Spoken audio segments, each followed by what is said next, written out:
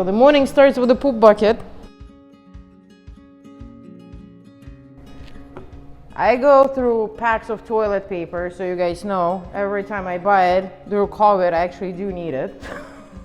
It's not for my bum, it's for the puppies. We disinfect the walls. The COVID with the disinfection thing hit my wallet, I'll be honest with you. You're lucky if you get it. My now ex-husband, so he was into the import business, and when we met, I always had a interest in big breeds like American Akitas and Samoyeds, and he offered me, to be a partner with him in the business for imports since I had all the facilities set up here. And we started bringing animals from pretty much all over the world, mainly from Eastern Europe because, well, it's our roots, it's our background. Now we're not together anymore, mainly because we disagreed in parts of the business. So he left the country. That's the geothermal system. I don't have a geothermal in my house. The dogs have heated floors. I just have to wear slippers in the house. So this is a dryer and a washer. Everything gets washed daily, all the nasty peat and poop things. So tons of bleach, tons of vinegar to destroy different types of bacteria. And for disinfection, when I mention it, Clavis said that's what you get to disinfect the surgical room. So this is a $110 bottle. I go through this every 3 days. So keeping a kennel clean, you can imagine it's expensive. If you want to see more poops, now the outside cleaning. So this is the perfect stud dog. He fathered already 4 litters. He's just over 2 years and he's going on the show once the COVID is done. And my little one gets a little bit older. Well, the little human one, not the puppy one. So the COVID definitely got us knocked out. So not just because of the import the puppies, because we export the dogs as well from Canada to US to Europe, and I think my dogs even went as far as Trinidad and Tobago. Come on guys.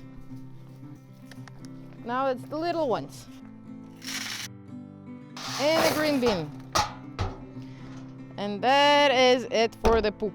So in terms of workload, like right now after 2 hours, my back is killing me. And my hands are killing me. They smell like bleach. I can forget about my nice manicure, something non-existent anymore. I look like a farm girl. I dress like a farm girl. I smell like puppies. And puppy smell is not the most pleasing smell. So right now for the camera, I am sitting down and enjoying my nice cup of cappuccino, well, espresso for that matter, which I drink about 10 a day, which is not healthy, but waking up at 5:30 o'clock in the morning and going to bed about, 11. Just keep in mind, beside the running the farm and the kennel, I have 3 kids, 7, 4, and a 2-month-old, which is fun. Yes, I'm lucky I have my mom and my aunt who babysitting today, so I can be with you guys. Well, most of the breeders say it's not a small business per se, it's a hobby. Yes, you can, make some money on 1 litter, but then you can go in drastic minus on the other line, on the other litter, because puppies died or you had to go through emergency C-section. It's a living creature. There is no guarantee. It's not like producing a car, and it's not like a factory in maintenance. They have to have health care. They have to have good living facilities. They have to have love, for crying out loud, right? No one can be happy without love. So time investing, then thinking about the shows as well. Shows, if you do a show dog, think about traveling, hiring a handler. A handler will cost you $120 to $200 an hour. So we're gonna do some handling training a bit later. Come on in, we're gonna play with the little ones. They only play with our dogs, not with the imported ones, because of the COVID now. After the pups are getting through quarantine, of actually 2 weeks for that matter, and get washed and pampered, then the kids play.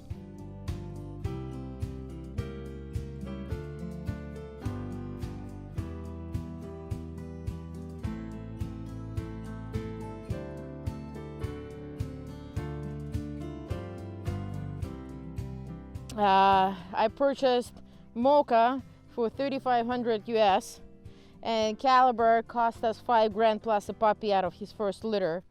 So he's gonna be a happy daddy in about 2 years after he's gonna pass all his medical exams. And before you can breed a dog, there is a test that you need to complete. So obviously their hip and elbow for dysplasia have to be checked. That can be done only after 15 months as preliminary. We do blood works to check their canine herpes. We do blood work to test their genetically compatible. That can run up to quite a bill with the vet. I can show you a few. Just my last one, 4 months, cost me $1,400. So at the end, the breeder's bill, 8 out of 10 chances will be higher than the profit out of the litter. So when you're thinking, oh, you guys charging so much for the purebred dogs, I'll just get a mat. Well, you know, that's an investment, not because we want to charge you so much, but because we put our time, our love, our effort. Maybe if I would be running like a puppy mill and I wouldn't care about the vet bills or the quality of my dogs or how they maintain, they will be just in small cages, hypothetically. I don't know how well. If the puppy mills exist, well, they exist for a reason, right? So people do make money. But ethical breeding, you will never have, you know, a profitable business. Like most of the breeders, like here, I have to have a kind of like dog boarding hotel just so I can meet my needs and actually pay the rest of the bills. But guess what? Due to COVID, no one travels. So this here is tough. This is Marley. She's our boarding hotel doggy. Hey, hey. So her owner had a very unfortunate family situation overnight. Her husband had passed away. So she's gonna be staying with us. They're neighbors, so taking in consideration and being a good neighbor, she's gonna be chilling with me for free, right? Hey, good girl. Good girl. She's only 5 months. She's still a puppy. So lots of energy. I know, honey. That is my little photo studio where I take pictures of the puppies, not just for sale puppies, but I also have a hobby. I like taking pictures. And I have a whole bunch of little setups for them for Thanksgiving, for Christmas, and I have quite a few clients booked for that as well. So that's, you know, being a smart breeder. You don't just breed dogs, you have to figure out other ways of income.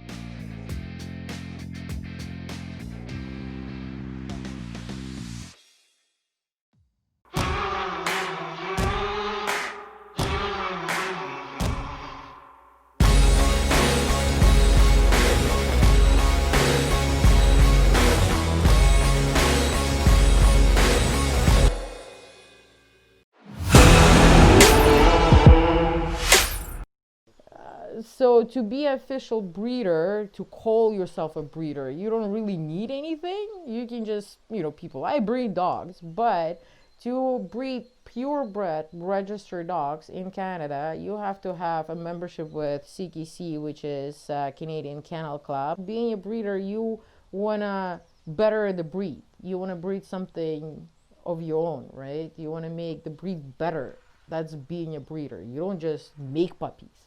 Right, you have to make sure that they're not just healthy, but you have a special tick, right, a little pet peeve. So mine is the big bear head. So I love that Akita look, and I want to continue that. I want to see that in everyday Akita in their breed per se, that it would be normal. That's where puppies live. As you can see, we started solids. That is the most adorable thing ever. We eat and we sleep. So I have the heater lamp here because they're still struggling to control their heat. Well, as you can see, they're all full and happy. They just ate. I'm gonna give some medicine to 2 of them because they're coughing. And that's the antibiotics. Come here. I know. You hate it. A little bit left. Come on. Good boy. Where is your brother?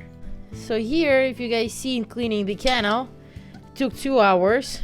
For this little room, it takes me another hour to clean and change the pads, the blanket. If the doggy misses her heat season, that's what a doggy period called in correct terms, well, that's it. There's no puppies. You just missed it. So, and it happens, you know, just like our human ladies can go and have stress and skip a few periods, or for another reason can be infertile. That happens. Once again, it's a living creature. And think about it. You spend 2 years you know, living with the dog, all that expenses for medical, veterinarian, food, maintenance, just sounds awful, right? But just went down the drain. Basically, especially in Canada, there isn't a lot of breeders. And even with the number of breeders that we do have in Canada, they do not produce enough puppies. And they shouldn't be producing a lot of puppies, because we also got to look at the females, how many times the female can or should be getting pregnant throughout her lifespan. The expenses in Canada for a breeder is way more expensive than Eastern Europe in regards to vet bills and maintenance and the currency. So that's why in Eastern Europe there's a lot of breeders, because their expenses is way cheaper than here. For a lot of people, when they hear puppies coming from Eastern Europe, they're coming from puppy mills. There isn't puppy mills just in Eastern Europe. There's actually puppy mills right in our backyard, right here in Canada. So there's puppy mills worldwide.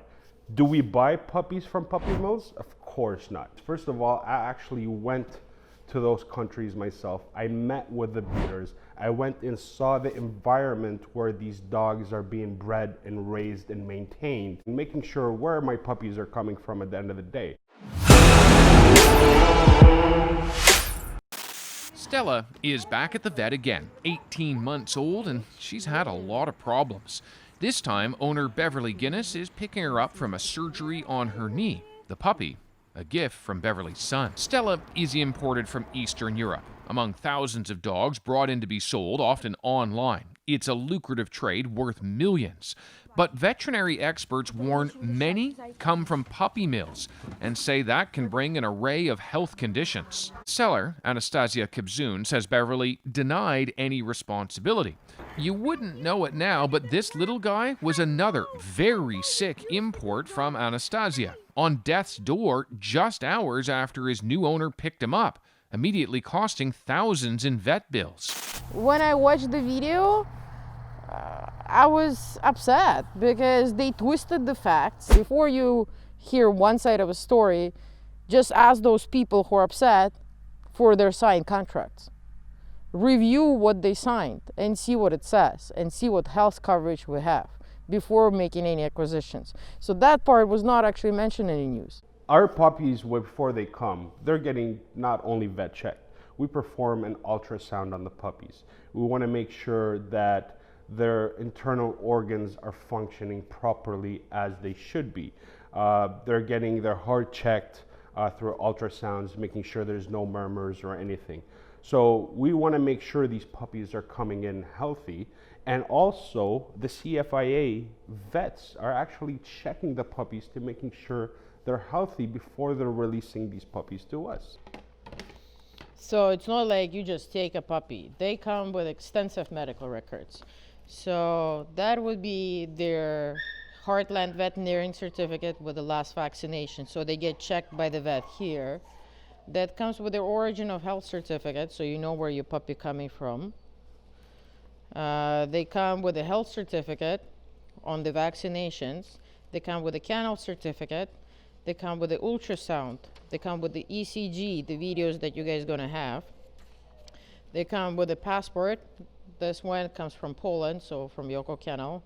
And on the passport, they're microchip, the veterinarian of the kennel information. All their vaccinations here. So everything is documented. And that's the package that the puppy coming from. So when they tell you, we don't know where the puppy come from, that's a lie. I'll be honest with you. You get extensive package of the whole paperwork. If you lost it or misplaced it, I'm sorry, I cannot control your life after you leave the kennel. Within our contract, we do have 48 hours mandatory health check. by the vet of the purchaser choice. So if the dog was taken to the vet, and it was, because I got the certificate check from the owner of Chihuahua, and the vet said the dog is perfectly healthy. So why would the vet say that the dog is healthy when it's not? Then, with going back to my spiel in education, when the clients come here, when they're purchasing a teacup dog, I make sure to educate them about hypoglycemia, which is low blood sugar in all the teacup dogs. Their little metabolism is like a colibri bird. They need to eat literally 24/7 to be healthy. And according to the medical records submitted by the purchaser and the insurance company, the diagnosis is 100% there. It's hypoglycemia. Unfortunately, hypoglycemia, because it's so common in teacup dogs, and I do educate, and there is something that I cannot perfectly control once they leave my kennel, is not covered by a health warranty. In terms of the French Bulldog, it started almost 2 years ago. Like, if the dog needs and have an issue with the patella per se or hip, a year and a half later after the purchase, it's a living creature. Like, that's something I cannot control. None of the breeders will control. So being a breeder, it's not all fun and playing with the puppies. Literally, you have good clients who are happy, you have clients who are not happy, and you have to deal with that. It's an everyday thing, because most of the people, when buying a puppy, they think, oh, it's just like a car, a new dishwasher. No, it's not. You're purchasing a life, and you're going to be a pet parent, a pet owner, whatever your mentality sets you. But this living creature will be with you for 14 years, and none of the breeder can guarantee you that anything for this next 14 years. None of the importers can tell you, because it's impossible. It's, once again, we're going back to the living creature and God's creatures.